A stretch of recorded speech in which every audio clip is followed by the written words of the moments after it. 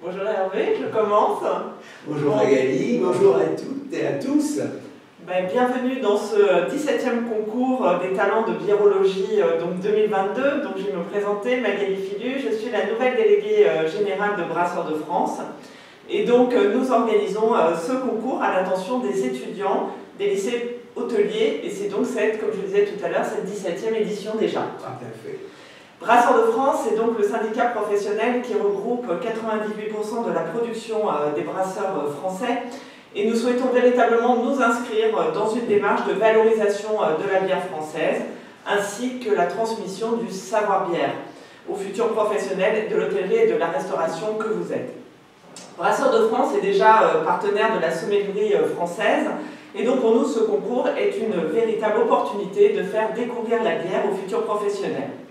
Et c'est aussi mettre en avant finalement le dynamisme et l'originalité de la filière brassicole française. Grâce à des supports pédagogiques élaborés par des spécialistes et à l'envoi de bières qui sont issues de toutes les régions françaises, nous vous allons faire parvenir un panier de dégustation de 12 références de bières qui finalement vous permettront de vous familiariser avec la culture brassicole, élément du patrimoine national, son histoire, sa fabrication, les régions de production, les accords mets et bières et tout ce qui est relatif au service. Donc pour rappel, ce concours il est organisé autour de 4 demi-finales régionales qui auront lieu au mois de janvier-février et de la finale qui aura lieu au mois de mai. Un seul objectif finalement pour chacun des élèves, c'est être le meilleur pour accéder à la finale et tenter de remporter ce titre, donc de meilleur talent biérologue 2022. Et je voudrais encore féliciter Pierre Brebillon du lycée des métiers de l'hôtellerie de Condorcet à Arcachon qui a remporté ce prix en 2021. Donc finalement, le seul message que je voudrais faire passer, c'est évidemment bonne chance à tous, très très belle masterclass. Et donc je laisse tout de suite la parole à mon ami. Merci beaucoup Magali. Oui, alors je reviens peut-être un petit peu sur le concours lui-même, bien que Magali en ait parlé. Vous allez donc avoir différents éléments, mais ce qu'il faut vous mettre en tête, c'est qu'il y a je dirais, des fondamentaux à bien apprendre de façon à ce que vous soyez complètement libre dans l'acquisition des connaissances que nous vous demandons. Par exemple, une information courte, c'est savoir qu'une bière se fait avec 4 matières premières. À partir de là, je dirais que vous êtes incollable eau, céréales, houblon, levure, et puis ensuite, vous savez qu'on peut rajouter effectivement des ajouts importants. Tout le monde végétal peut être ajouté à un moment donné ou à un autre. Donc, à partir du moment où vous avez cette notion-là, vous verrez que vous allez pouvoir aller d'une bière à l'autre sans aucune difficulté. Idem pour la fabrication. Et nous verrons que, puisque le thème d'aujourd'hui c'est les bières sans alcool, vous verrez que les bières sans alcool vont suivre le processus. Alors n'oubliez pas le maltage qui est fait avant que le brasseur ne commence véritablement son brassin, et puis rappelez-vous que brassage, fermentation, garde, et tout ça, et toutes ces notions-là peuvent effectivement se développer. Mais à partir du moment où vous êtes avec ces 4 notions-là, vous avez déjà, je dirais, une mémorisation de comment se fait la bière. Et on va continuer, même si le thème est sur les bières sans alcool, on va continuer dans ce sens-là de façon à pouvoir vous aider dans cette acquisition des noyaux de connaissances qui vous permettront effectivement de mieux comprendre ce qu'on attend de vous. La chance que vous avez, c'est que vous avez autour de vous vos professeurs. Ce sont des professeurs que nous rencontrons depuis plusieurs années, ils sont aguerris, donc n'hésitez pas tout au long des semaines qui vont maintenant se dérouler avant les finales, les demi-finales, à chaque fois que vous avez appris quelque chose, que vous avez connaissance de quelque chose, vous échangez avec vos professeurs et vous verrez que vous allez acquérir énormément de connaissances complémentaires à celles que nous vous donnerons. Donc, quelques définitions, des chiffres clés, quelques dates, et puis vous avez effectivement la possibilité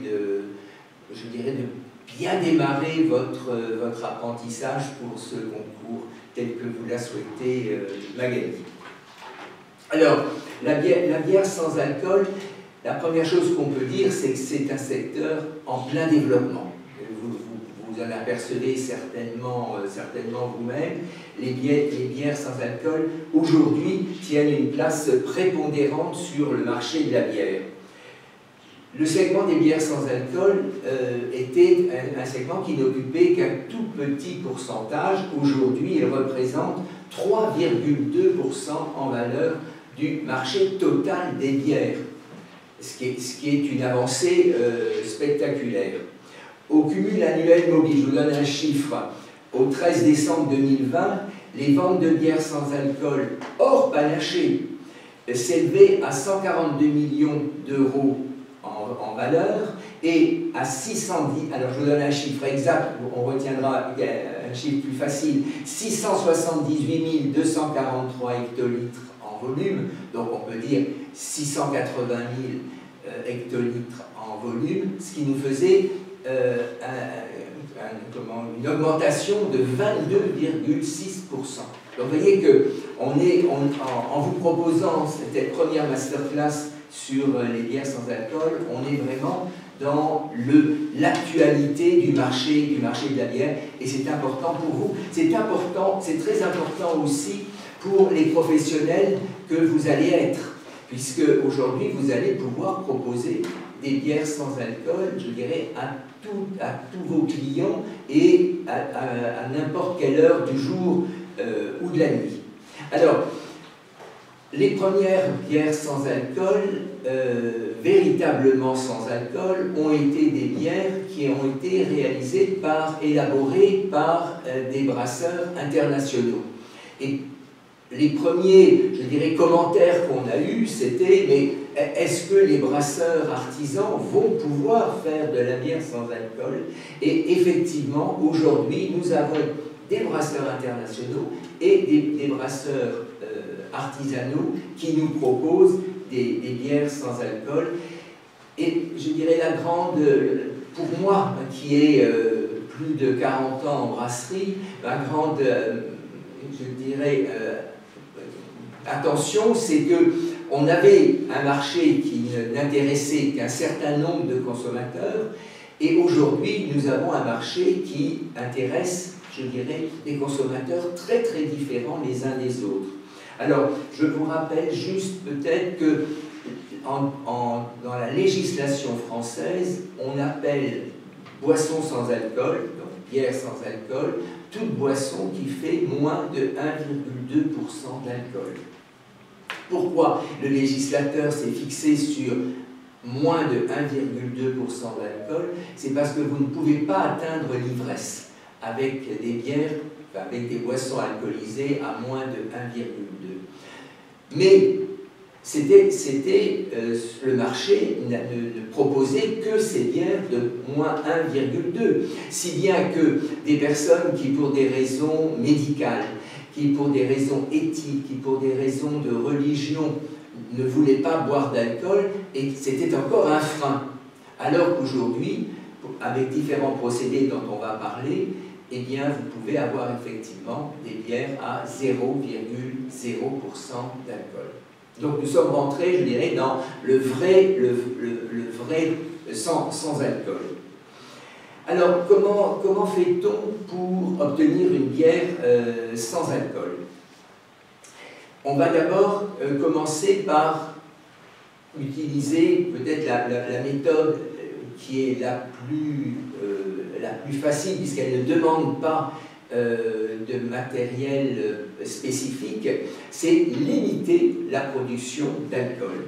Donc, pour limiter la production d'alcool, on va effectivement utiliser moins de malt d'orge. Donc, nous mettrons, je vous rappelle que l'alcool que nous retrouvons dans la bière provient de la transformation des sucres de l'amidon des céréales par les levures en alcool et en gaz carbonique. Donc, si je donne à mes levures moins de sucre, bien entendu, j'aurai moins d'alcool.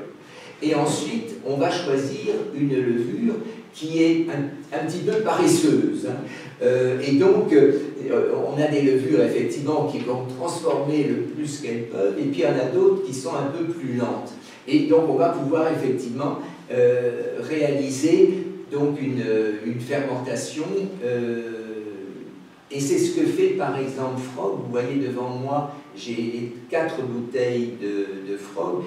Les brasseurs de Frog Beer ont voulu relever ensemble le défi de faire de véritables bières sans alcool en respectant un process 100% artisanal et traditionnel.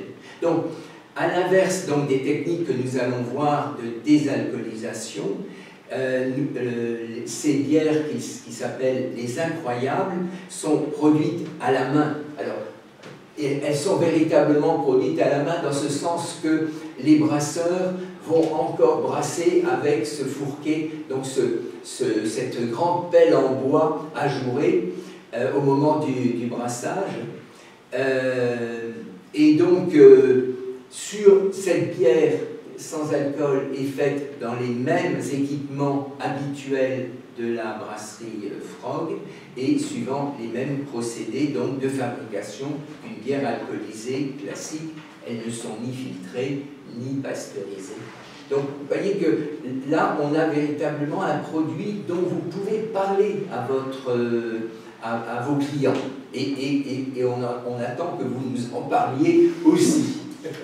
Voilà. Alors, le deuxième procédé qui a été le procédé le plus utilisé, c'est on va retirer les molécules d'alcool. Figurez-vous que quand on regarde en biologie la composition de notre bière, eh bien, les molécules d'éthanol sont les plus grosses. Donc, par procédé d'osmose, c'est donc un genre de filtre de micro-grillage, la bière va être mise sous pression, passer à travers une membrane organique, et celle-ci va retenir donc, la majorité des molécules d'éthanol, des molécules d'alcool, tout en laissant passer toutes les autres composantes. Et là, donc, nous arrivons effectivement à conserver le goût original de la bière. Par contre, c'est effectivement un matériel qui est cher et qui n'est pas à la portée de tous les brasseurs artisanaux. Ensuite, comment peut-on arriver à du 0,0% d'alcool? C'est par évaporation donc, de ces dernières molécules d'éthanol qui sont restées après le passage en micro-grillage. Et donc là, on utilise une méthode qui a été mise au point par les chefs et que vous connaissez. C'est donc par la température basse. Hein. Donc, on va chauffer la bière à 80 degrés entre 30 minutes et 1 heure et sous vide. Et nos dernières molécules d'alcool vont peu à peu s'évaporer. Et nous nous trouvons avec donc, ces bières 0,0 que vous retrouvez. Là, j'ai devant moi 1664 qui affiche haut et fort son 0,0. Et puis Heineken qui est peut-être un petit peu plus discret puisque nous l'avons effectivement sur le col de cette canette. Mais vous voyez, si je prends Tourtel, ça c'est la Tourtel botanique, donc qui est sans sucre ajouté et qui a des notes de citron vert et des fleurs de sureau, eh bien vous ne voyez pas sur l'étiquette, ni sur l'étiquette principale, ni sur l'étiquette de colle, le 0,0. Hein, il faut déjà aller sur l'étiquette arrière pour voir que nous avons un produit à 0,0. Donc ça c'est très intéressant, effectivement, de voir ces bières des brasseurs internationaux.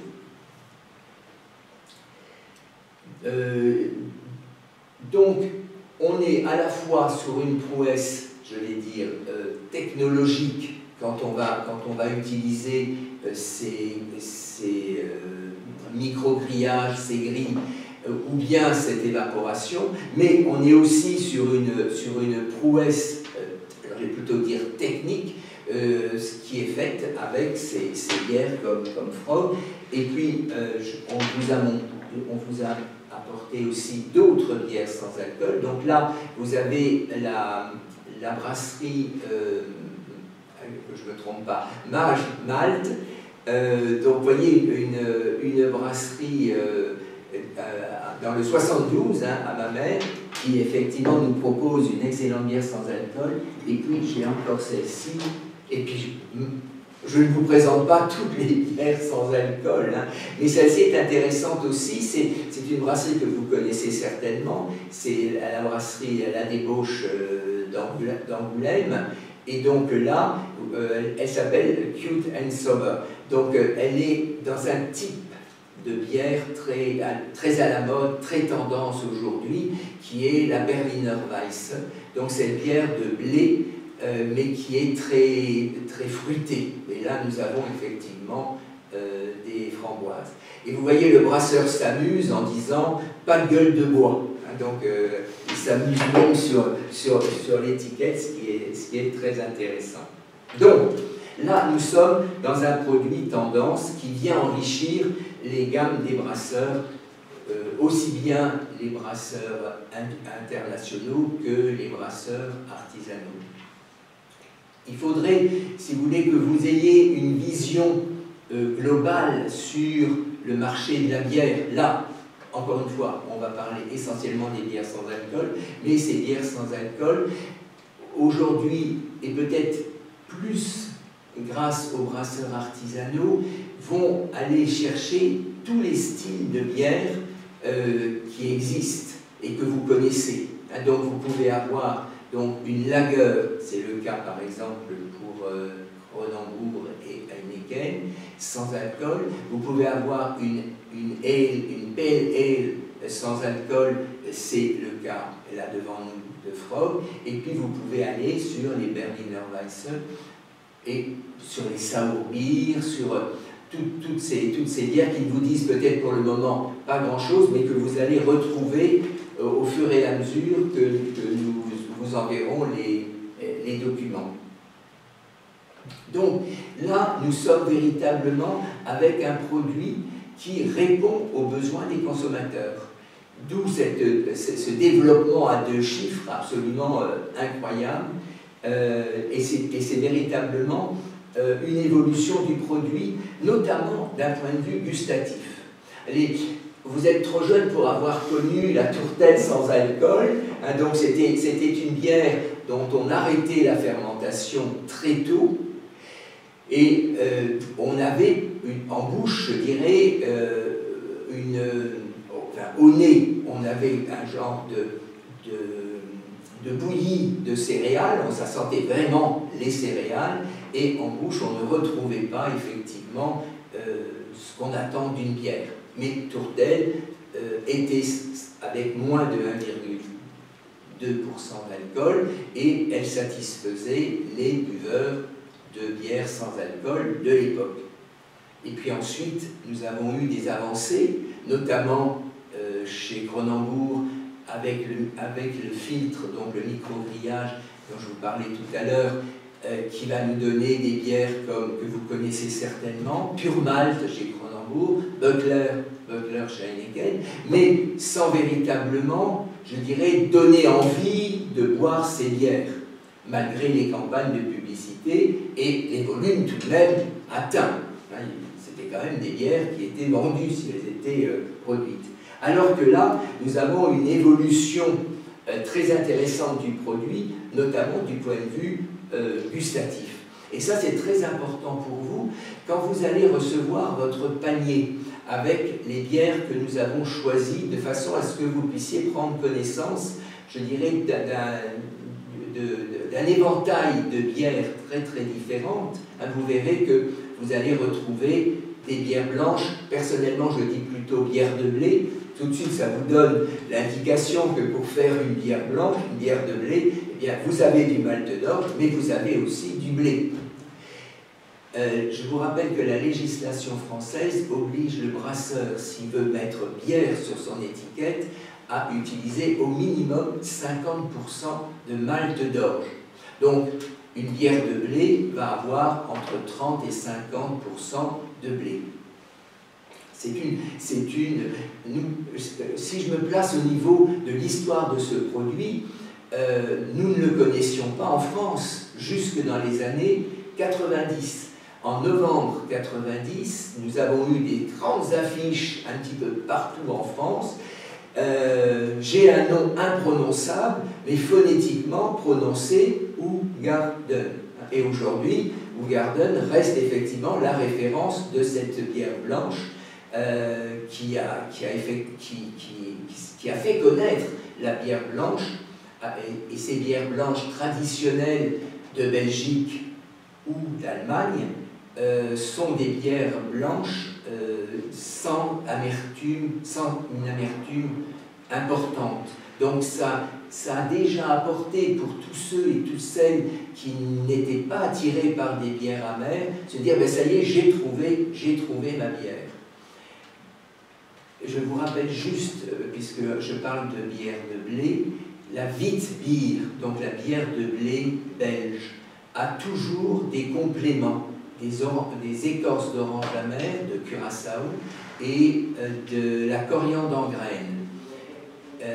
Et cette recette de la Witbier belge date de 1644. Ce sont les navigateurs hollandais qui, revenant d'avoir découvert l'île de Curaçao, ont ramené ces oranges, donc pratiquement immangeables, amères, dont on a pris l'écorce pour mettre dans la bière. Alors que la Weissenbier, donc bavaroise, respecte la loi de pureté et n'a pas d'ajout. Donc déjà là, vous avez de différents. Faites attention, quand je dis ça, ce sont les fondamentaux. Si vous ouvrez une bouteille de bière de blé artisanale, nos brasseurs artisanaux, voulant se différencier, vont effectivement faire des bières de blé amères, ce qui n'était pas le cas, ou bien pour s'amuser, vont torréfier le malt de blé, et nous aurons des bières de blé qui s'appelleront blanche-noire, puisqu'elles auront des couleurs foncées. Donc dans votre panier, vous aurez cette bière, vous aurez des bières blondes, vous aurez des bières ambrées. Donc là, dans ces bières ambrées, vous aurez des bières brunes, vous aurez des bières d'abbaye triples. Juste vous rappeler que ce qui va donner la couleur à la bière, c'est le choix des maltes d'orge. Donc, le malt d'orge, c'est le grain d'orge que l'on a fait germer. Là, on est dans le travail du malteur. C'est que l'on a fait germer et on arrête la germination par un courant d'air chaud. Si je fais juste cela, j'ai un malt pâle. Et je vais m'en servir pour faire des bières pâles. Et puis, je vais monter en température et je vais avoir un malt bleu. Je vais encore monter en température et puis je vais avoir un malt roux, je vais avoir un malt ambré, je vais avoir un malt brun, et puis quand je vais véritablement torréfier, j'aurai un malt noir. Donc vous voyez que le brasseur, dans sa recette, va utiliser souvent c'est un assemblage de malt d'orge pour nous donner ces différentes caractéristiques. Et ce qui est intéressant dans les bières sans alcool, c'est qu'on a dépassé le cadre de la bière blonde sans alcool que nous connaissions pour aller sur la totalité des spécialités de bières que vous allez découvrir. Nous avons même aujourd'hui des bières d'abbaye sans alcool. L'EF a sorti sa bière à 0,0. Donc vous voyez que dans la proposition, quand vous allez être dans votre établissement, quand on va vous demander de créer votre carte de bière, eh bien vous allez pouvoir aller offrir, vous avez l'obligation d'offrir des boissons sans alcool, donc vous aurez la possibilité d'offrir notamment des bières sans alcool et des bières sans alcool qui respecteront les styles de bière que vous voudrez, je dirais, pouvoir proposer. Ensuite, ce qu'il faut que vous appreniez aussi, c'est à proposer ces bières. Donc il faut que vous sachiez pouvoir en parler. Et c'est ce que j'aimerais que vous arriviez à faire.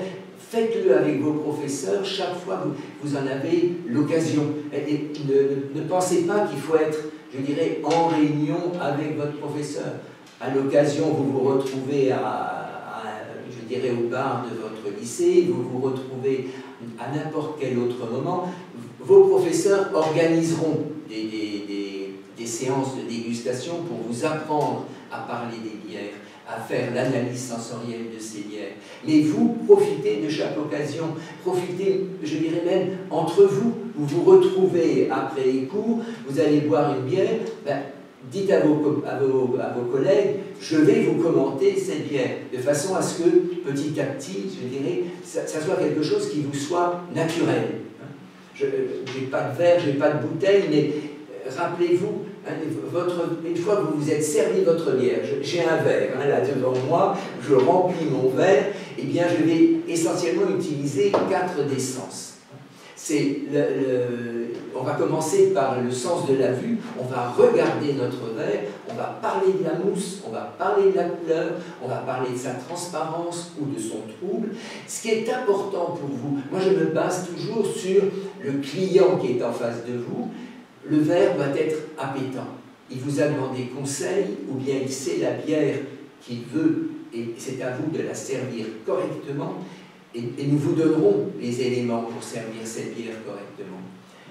Vous les retrouverez dans ce que nous vous enverrons, le verre à 45 degrés, je suis désolé, j'en ai pas, donc on imite. Donc, une fois que vous avez commenté votre bière, sa mousse, sa couleur, sa transparence ou son trou, eh bien, on va respirer la palette aromatique. Et ce qui est intéressant dans nos bières sans alcool, c'est que vous allez retrouver une vraie palette aromatique. Et ça, c'est important. Donc, qu'est-ce que vous allez retrouver? Vous allez retrouver essentiellement tout ce qui est céréales. Et vous verrez que ça sera des céréales qui auront des odeurs de moisson, presque des odeurs, je dirais, de céréales ensoleillées. Et puis d'autres, ça va être des odeurs de bouillie de céréales, parce qu'on aura fait bouillir pendant un certain temps ce mélange d'eau et de céréales. Alors, ça bout pendant une heure, ça peut aller jusqu'à 1h30. Comme ça, vous avez cette information. Et puis, on a mis le houblon, donc vous allez avoir ces arômes de houblon, donc n'hésitez pas à les découvrir. Le houblon, une fois qu'il a bouilli dans ce mou, va avoir une odeur qu'on appelle d'herbe coupée. Donc là, dans ces bières sans alcool, vous avez effectivement des bières qui vont être plus ou moins houblonnées, et vous aurez cette odeur d'herbe coupée. L'herbe coupée, c'est quand le paysan fauche son pré au mois de juin, et merci beaucoup, fauche son pré au mois de juin, et vous avez cette odeur donc, qui est tout à fait caractéristique. Et puis, n'oubliez pas, et ça vous le verrez avec nous, que comme le brasseur a choisi ses différents maltes d'orge, il va choisir aussi ses variétés de houblon. Le houblon a donc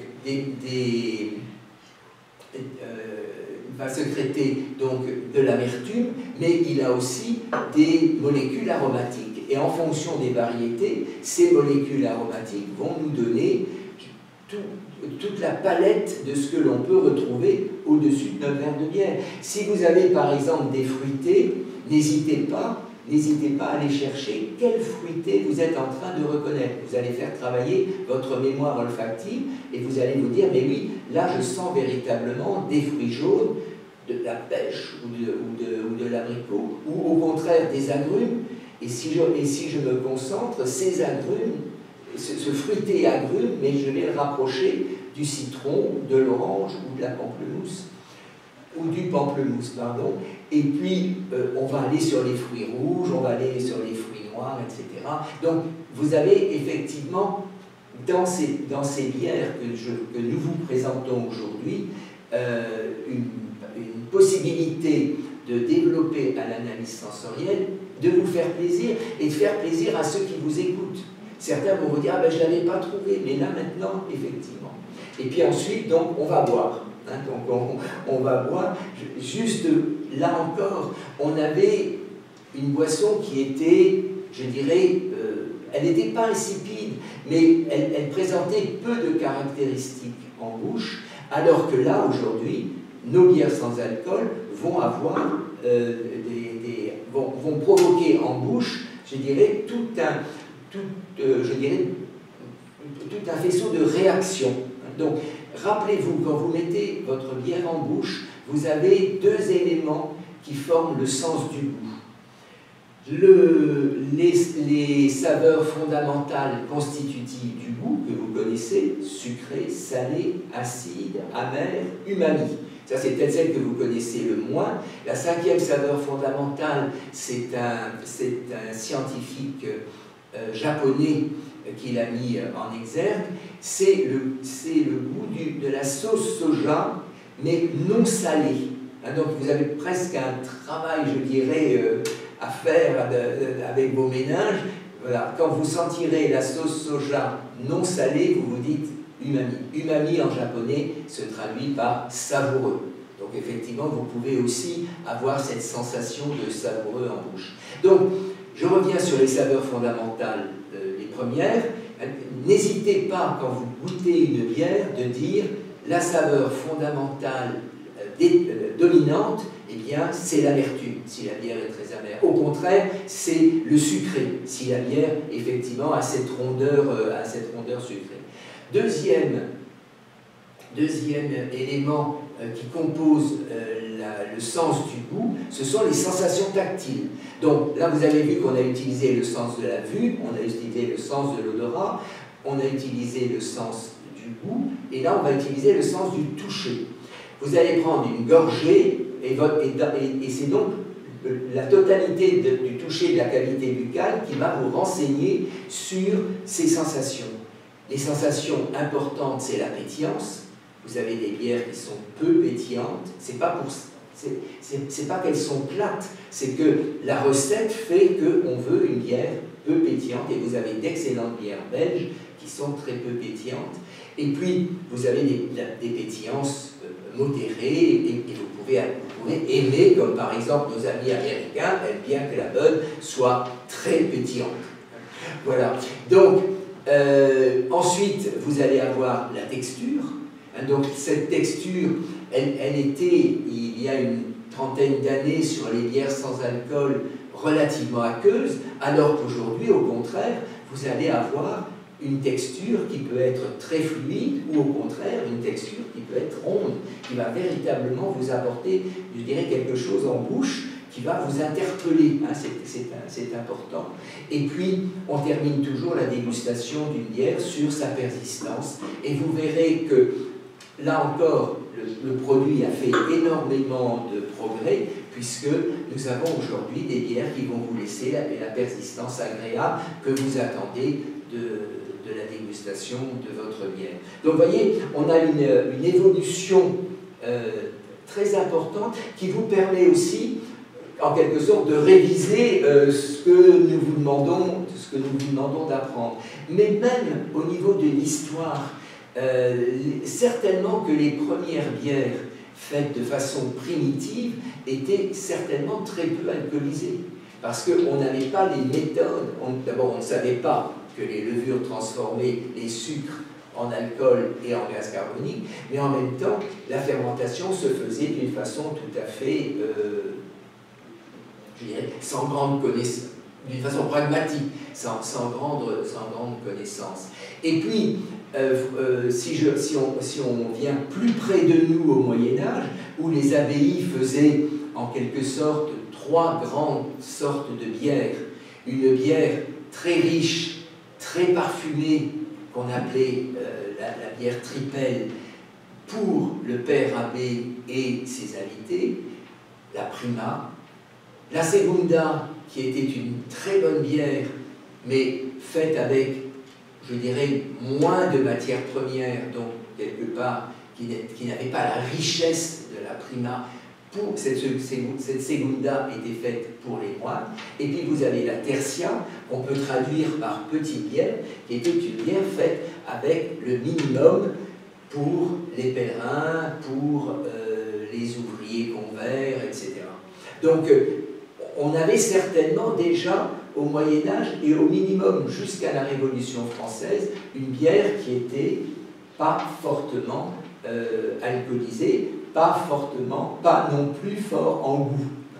Donc là, vous êtes une génération qui voyait arriver, si vous voulez, un complément très très important et, je dirais, presque attendu, puisqu'on voit des consommateurs très très différents les uns des autres se tourner vers les bières sans alcool. Et ça, c'est très très important. Je vous rappelle qu'il faut absolument, chaque fois que vous parlez bière, que vous gardiez un petit créneau de 2 minutes, de 4 minutes pour parler de consommation responsable, de consommation modérée, et si vous suivez ce que je vous enverrai comme document, de consommation maîtrisée. Je vais prendre le volant, j'ai envie d'une bière, eh bien je prends une bière sans alcool 0,0.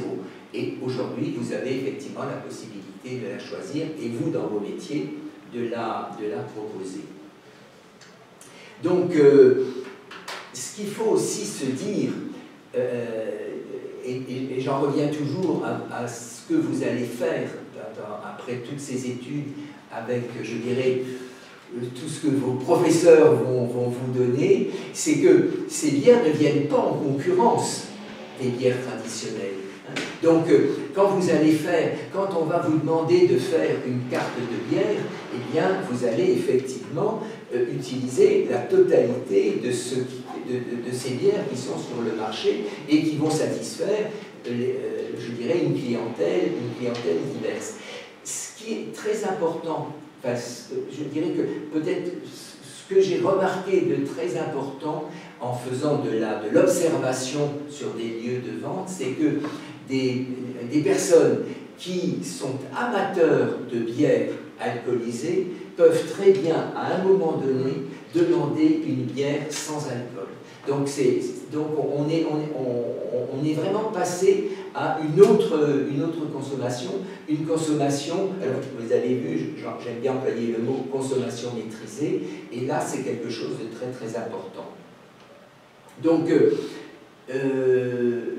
n'hésitez pas, dans les bières qu'on va vous envoyer, si vous voulez approfondir la gamme des brasseries, puisque ça sera chaque fois une bière d'une autre brasserie, si vous voulez simplement, par connaissance, approfondir la gamme de chaque brasseur, vous vous rendrez compte que vous avez des bières, vous avez la possibilité, dans ces gammes, même chez les brasseurs artisans, d'avoir des bières donc moins alcoolisées, peu alcoolisées. Quand vous avez des bières à 0,3 ou 0,5, c'est des bières qui sont intéressantes parce qu'elles sont très très peu alcoolisées.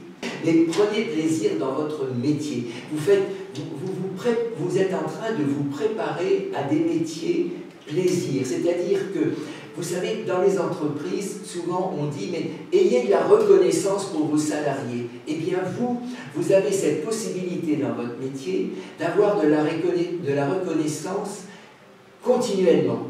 Le client qui arrive, vous avez suffisamment de psychologie pour vous rendre compte de ce qu'il attend de vous. Il vous demande soit la bière qu'il préfère, il veut que vous lui serviez d'une façon impeccable, et vous voyez qu'il veut être tranquille. Eh bien, vous le laissez tranquille, il a sa place dans votre établissement. Un autre, vous le voyez arriver, il n'a pas parlé de la journée, il a envie de bavarder avec vous, il va vous demander conseil, et voilà, vous allez pouvoir lui parler de la bière, vous allez pouvoir effectivement lui apporter un petit peu justement de contact social. Hein, n'oubliez pas que vos établissements sont des lieux de socialisation. Hein, donc c'est important que vous ayez... Et quand vous aurez... Je dirais que la clé de voûte de tout votre métier, c'est donner satisfaction à votre client.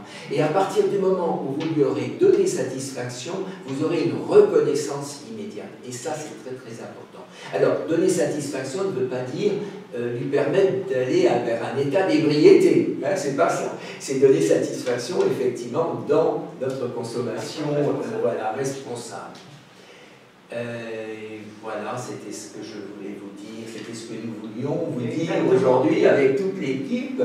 Donc, merci de votre écoute et maintenant nous sommes prêts à écouter vos questions. Vous avez parlé qui limite la production d'alcool et le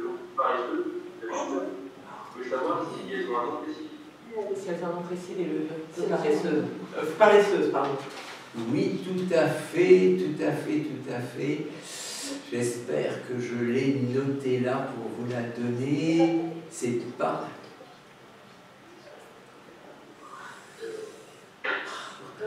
Alors, c'est des Saccharomyces ludwigi. Alors, je vais vous épeler. Hein. Saccharomyces, ça c'est quelque chose que vous retrouvez facilement. Toutes les levures s'appellent Saccharomyces. Hein. Ludwigi, L-U-D-W-I-G-I-I.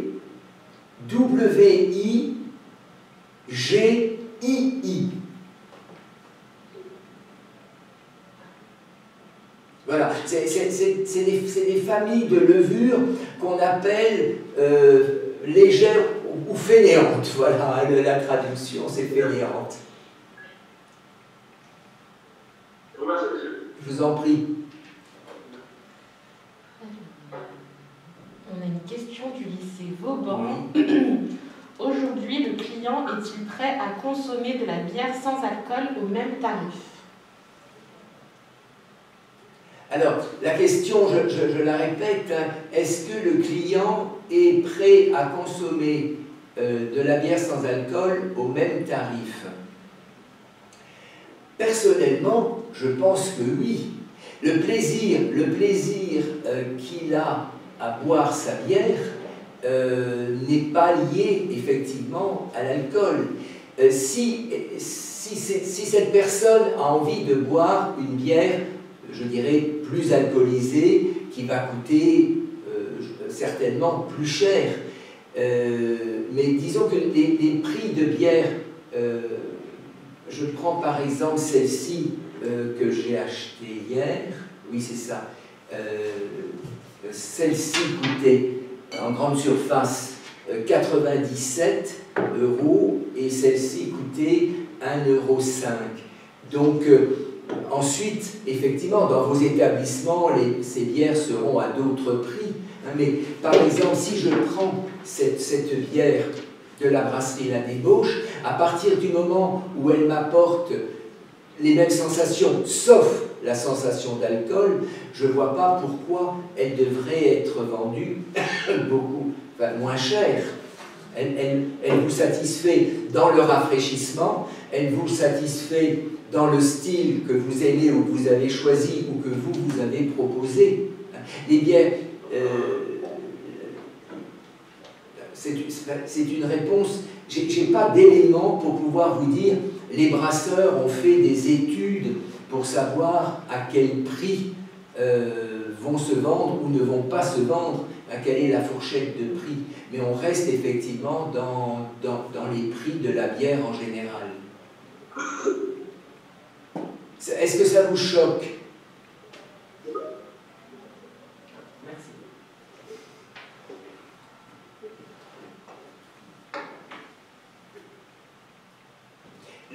Le procédé de fabrication de la bière, si je prends par exemple, je vous ai donné le procédé de la fabrication de la bière Frog, on a le même travail fait par les brasseurs. On a effectivement je dirais, le temps passé à composer la recette. D'ailleurs, le patron lui-même dit qu'il y a eu des essais qu'ils ont fait en équipe, etc. Ensuite, vous concassez votre malt, vous l'empâtez, et en plus, eux empâtent encore à la main avec le fourquet. Ensuite, cette bière est mise donc à fermenter, même si c'est une fermentation tout à fait particulière. Et puis ensuite, cette bière est mise en garde pour maturer. Vous avez aujourd'hui, je dirais, un travail qui n'est pas de la petite bière, hein, pour reprendre ce mot du Moyen-Âge. Vous avez véritablement des vraies bières. On a encore une question, Hervé, sur qu'en est-il de l'accord mets et bière sans alcool? Oui, c'est vrai que tu m'avais demandé d'en parler et j'ai complètement oublié. Alors, là, c'est très intéressant, mais on est vraiment au début. Je n'ai pas encore beaucoup d'expérience effectivement d'accompagnement de bière aimée. Par contre, rendez-vous compte, vous vous arrêtez à midi dans un restaurant, vous savez qu'une fois votre café pris, vous allez prendre votre volant, et là, vous allez pouvoir choisir une bière qui sera complètement en accord avec ce que vous avez commandé. Je pars toujours du principe, si vous voulez, que pour le repas de midi, je prends 25 centilitres de bière, ma première gorgée ou mes 2 premières gorgées sont mon apéritif, et ensuite j'ai choisi ma bière en fonction du plat principal, du plat du jour. Et à partir de là, vous allez avoir effectivement la possibilité de choisir aujourd'hui, et je dirais même une bière d'abbaye sans alcool, pour accompagner par exemple la spécialité du jour, et vous allez pouvoir, je dirais, faire un repas tout à fait intéressant. Je suis très étonné de voir que l'accompagnement, si vous voulez, les accords bière et mets, là j'avais formé un brasseur dans le Médoc, et il y a plusieurs années, et je viens de le retrouver, et il me donnait les 3 bières de sa gamme qui étaient distribuées par des étoilés, donc dans le Médoc. Donc, si vous voulez, alors qu'on aurait pu penser que si on se déplace dans un restaurant du Médoc, on va forcément prendre un vin de la région de Bordeaux, eh bien non, il y a certaines personnes, à certains moments, je ne dis pas, vous savez, je dis toujours que la bière ne doit pas prendre la place du vin. La France est un pays de vin, elle est devenue un pays de bière, et donc c'est une alternative proposée. Et vous avez donc, je vous rappelle, les 3 principes fondamentaux des accords. On va partir du plat. J'ai ici le plat concocté par le chef. Je le respire. Quels sont les arômes principaux? Je goûte. Qu'est-ce que j'ai en bouche? Et à partir de là, je vais construire mon accord. Soit je veux avoir les mêmes arômes ou les mêmes sensations en bouche. Je vais choisir une bière et je vais être dans un accord de développement. Ou bien, je me dis, tiens, là, j'ai quelque chose qui pourrait être relevé par ma bière, et c'est des accords de complément. Et très souvent, l'amertume va venir justement booster nos papilles par rapport à ce que nous sommes en train de manger. Et puis, 3e principe, c'est le principe d'opposition. Je vais opposer entre eux des arômes ou des saveurs, mais pas pour les détruire, pour les mettre en valeur. Et c'est le cas si vous êtes amateur de fromage. Vous verrez que vous avez vos fromages qui vont vous apporter ces arômes lactiques ou capryliques que vous aimez, et puis votre bière qui va vous apporter d'autres arômes. Et attention, toutes les bières ne vont pas avec tous les fromages, mais vous pouvez toujours trouver une bière qui va avec chacun de nos fromages. Et Dieu sait si nous avons des fromages en France. Mais nous avons aussi beaucoup de bières. Alors peut-être la dernière question. Allez. Alors on demande un petit topo sur les différents types de houblons et leurs caractéristiques. Nous avons 3 grandes variétés de houblons. Nous avons des houblons qui sont très très riches en... Je cherchais mon nom déjà tout à l'heure. Pour l'amertume. Oui, en acide alpha, merci. En acide alpha. Donc, vous avez toutes des variétés qui sont, on va dire, amérisantes. Et je vous rappelle que les houblons amérisants, on les met en début d'ébullition.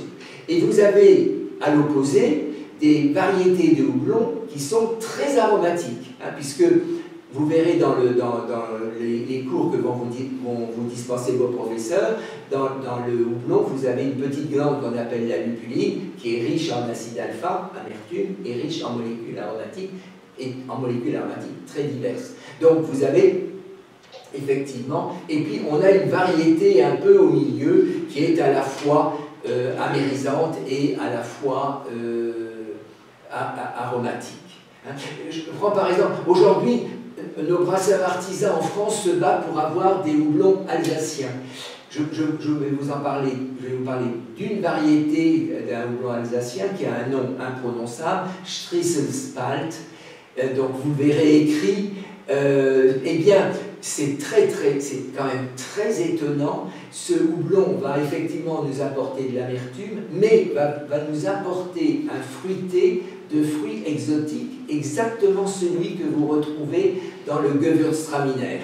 Donc vous voyez qu'on reste complètement alsacien avec le Strissenspalt. Donc je vous donnerai par contre différents éléments. Prenez par exemple nos amis brasseurs artisans américains qui ont débuté, qui ont donc relancé la brasserie artisanale dans les années 70. Ils ont utilisé leur houblon américain qui était peu utilisé par les brasseurs internationaux, et on s'est rendu compte que vous aviez des variétés qui s'appellent Cascade, qui s'appellent Citra, qui s'appellent Chinook, qui nous apportent des molécules aromatiques d'agrumes.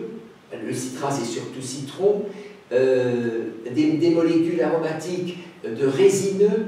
C'est un peu, quand vous respirez votre bière, vous avez l'impression, je dirais, de marcher dans les Landes avec toutes ces aiguilles de pin, et puis des fruits exotiques. Regardez IPE ou IPA, si vous prononcez comme cela, vous allez avoir je dirais, dans la palette aromatique, de très riches fruités exotiques comme le litchi, comme la mangue, etc. Ce ne sont pas des fruits qui ont été mis dans la bière, ce ne sont pas des arômes artificiels, ce sont des molécules aromatiques qui viennent de ces variétés de houblon. Votre question est très intéressante parce que n'hésitez pas à nous poser des questions plus tard. C'est important que vous ayez une bonne notion de cette richesse de variétés des houblons. Hervé, il est 10 heures. On a fait 1 heure de masterclass. Et puis de toute façon, on reste à votre disposition. Et puis l'ensemble des différents documents qui sont transmis. Et puis n'hésitez pas aussi à aller voir sur notre site de Brasseurs de France. Il y a encore des différents éléments. Donc, et sur nos différents réseaux sociaux, puisqu'il y a un certain nombre de vidéos aussi qui peuvent vous accompagner par rapport à l'apprentissage de ce monde merveilleux de la bière. Donc écoutez, merci Hervé en tout cas pour cette très belle intervention sur les bières sans alcool. Et puis écoutez, bonne chance pour ce concours de biérologie 2022 en tout cas. Et en tout cas, moi je suis ravie d'être parmi vous pour ce magnifique concours.